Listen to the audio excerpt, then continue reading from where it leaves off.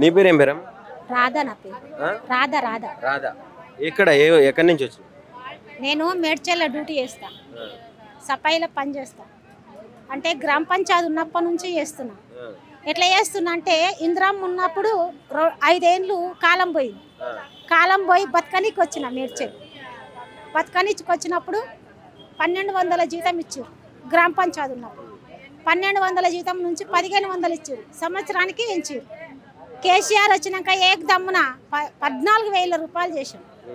14,000 చేసినాక కేసీఆర్ వచ్చినాక 2 ఏళ్ళు కరోనా వచ్చింది. ఈ కరోనాలో నేను దున్నలే. మళ్ళా ఇందిరమ్మ ఉన్నప్పుడు అడ్డికి వావుసేరు గోదలు నమ్ముకున్నా, మాకెళ్ళి నమ్ముకున్నా. తాగదామంటే నీళ్ళు లేవు, చెరువులు ఎండుకపోయి, బావులు ఎండుకపోయి. ఇందిరమ్మ ఉన్నప్పుడు 5 ఏళ్ళు కాలం పాయి.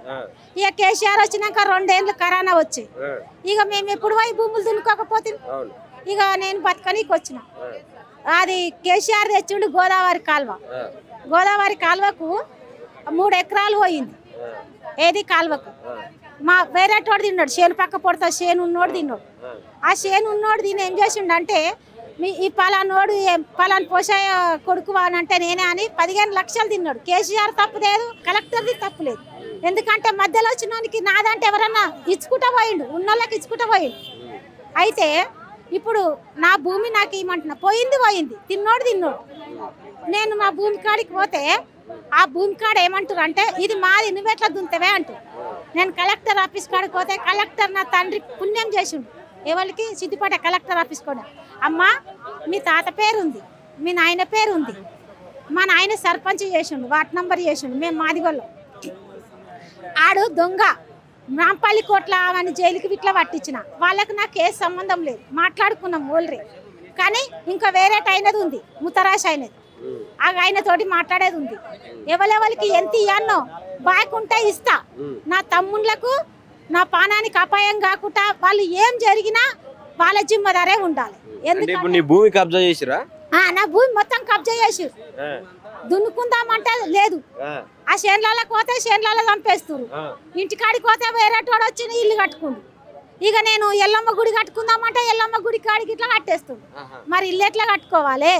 మరి ఇక ఇందిరమ్మ ఇచ్చిన పథకం ఇచ్చి జాగలనే ఇల్లు కట్టుకుంటాం. అట్లా అని వచ్చిన.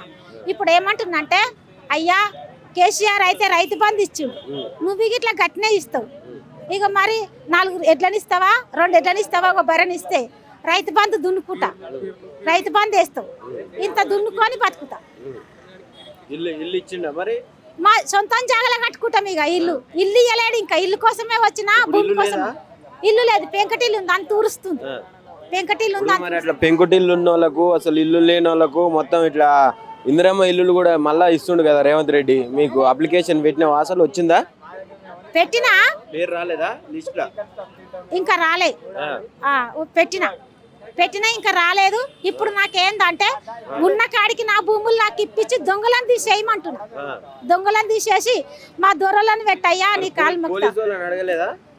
అడిగినా ఆడదాకా పోనిస్తలేవు సారు. నువ్వు ఉద్యోగం చేస్తున్నావు, నేను ఉద్యోగం చేస్తున్నా, ఎంతో దూరంకి వెళ్ళి కష్టపడి వస్తున్నాం. మా భూములు మాకు ఇప్పిస్తే మేము పర్మనెంట్, మా ఉద్యోగాలు పర్మనెంట్ చేస్తే ఆయనకి ఇంకా పువ్వుల రథం తోటి ఆయన పాదాలు అడిగి బతుకుతాం.